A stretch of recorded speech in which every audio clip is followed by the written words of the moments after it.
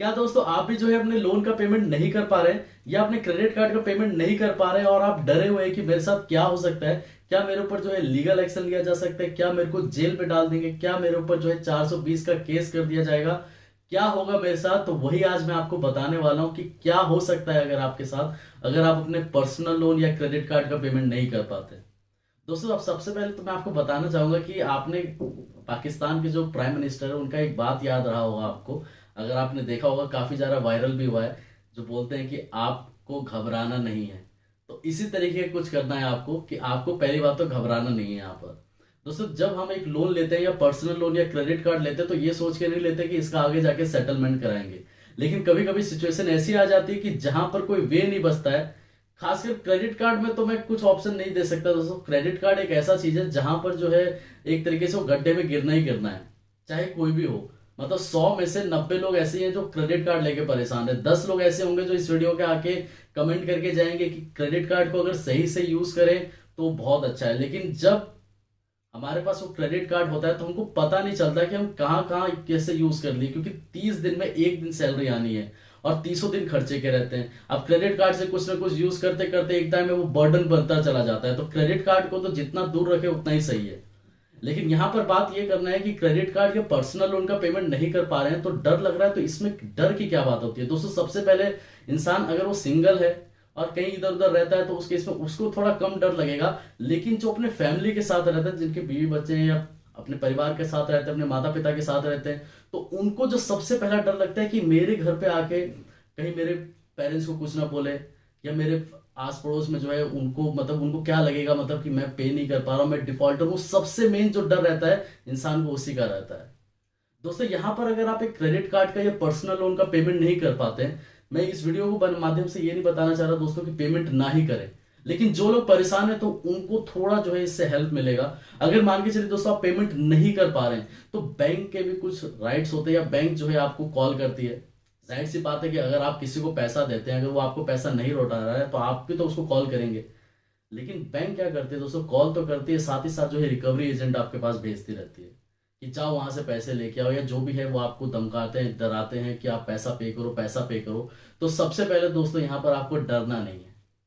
दोस्तों यहाँ पर क्या है कि ये एक प्रोसेस होता है जो 1 2 महीने 3 महीने, जैसे आप 3 महीने कंटिन्यू पेमेंट नहीं कर पाते हैं तो उस केस में जो है बैंक आपको सेटलमेंट के लिए ऑप्शन देती है कि आप सेटलमेंट कर लो। क्योंकि 3 महीने अगर आप कंटिन्यू पेमेंट नहीं करते हैं तब आप सेटलमेंट के लिए एलिजिबल होते हैं। तो जैसे आपने 3 महीने पेमेंट नहीं किया पहले, तो 3 महीने तक तो आपको बहुत परेशान करेंगे। हो सकता है कि चौथे या पांचवें महीने आते आते जो है वो आपको सेटलमेंट के लिए अप्रोच करने लगे कि सेटलमेंट कर दो। यहाँ पर ना ही आपको कोई जेल भेजा जाता है, ना ही आपके ऊपर कोई लीगल नोटिस, या वैसे तो भेजते हैं लीगल नोटिस, लेकिन एक मैंने वीडियो बना रखा है लीगल नोटिस के ऊपर, पहले उसको देख लेना। आपको जो है थोड़ी बहुत तसल्ली जरूर मिलेगी। तीसरा ये नहीं है दोस्तों कि आपको उठा के जो है जेल में डाल दिया जाएगा। दोस्तों अगर इस तरीके का अगर जेल में लोगों को डालने लग जाए तो बैंक में कैदी कम और जो लोन डिफॉल्टर है, ये लॉकडाउन के बाद तो वही जेल में सबसे ज्यादा भर जाएंगे।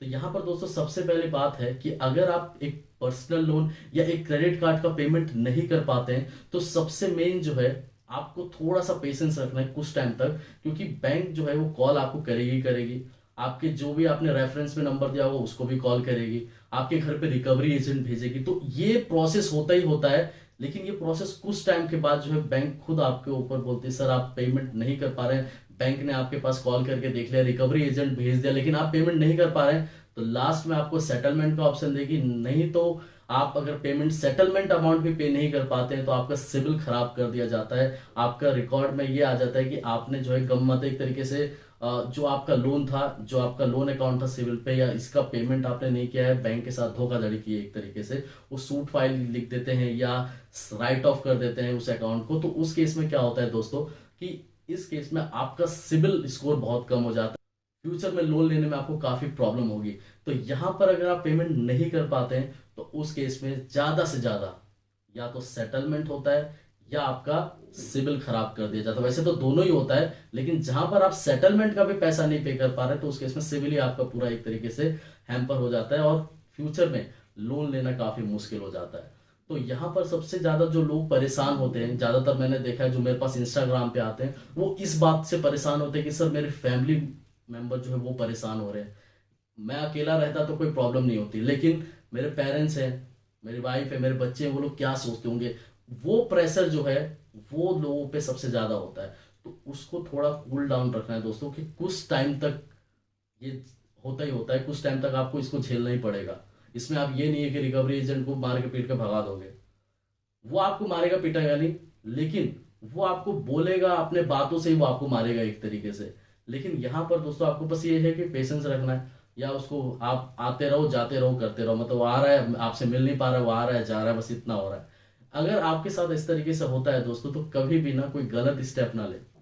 मेरे को अभी दिल्ली में तिलक नगर के एक कस्टमर थे, वो मेरे को कह रहे कि सर मेरे दो बच्चे भी हैं, वाइफ भी है, पेरेंट्स भी है, इतने कॉल्स आते हैं मेरे पास, इतने कॉल्स आते हैं, मन करता है सुसाइड कर लो। मैंने बोला सर देखो ये छोटी सी बात है, आज 3 महीने हो चुके हैं इस बात को, लेकिन आज बोल रहे सर ठीक अच्छा था कि आपसे मैंने बात कर ली, और आज सुकून से वो मैंने सेटलमेंट करा लिया, मेरा सेटलमेंट हो चुका है।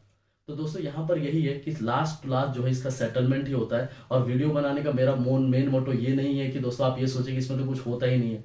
सेटलमेंट अच्छी चीज है, लेकिन फ्यूचर आप सोचिए कि आज इस लोन को जो है अगर आपको लग रहा है कि मैं पेमेंट कर सकता हूं, तो पेमेंट कर देने में भलाई है। क्योंकि इससे होगा क्या दोस्तों, कि आपके सिविल में जो रिटर्न ऑफ की जो एंट्रीज हैं जो आ जाती है, जो नेगेटिव एंट्रीज आती है, कम से कम डिले तो आपका दिखाएगा सिविल पे, लेकिन जो है आपका फ्यूचर में आप इजिली जो है सिविल स्कोर ठीक कर पाएंगे।